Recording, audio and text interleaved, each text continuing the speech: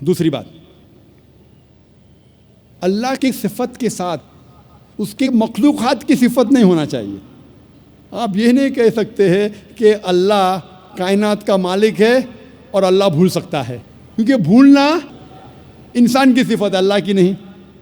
تو صحیح صفت کے ساتھ غلط صفت نہیں جوڑ سکتے۔ اور اگر 3-4 صفتیں اللہ کی، صرف اللہ کی طرف آپ کو رجوع کرنا چاہیے، اور ساری صفات صرف اللہ کی ہونا چاہیے، دوسری کسی کی نہیں۔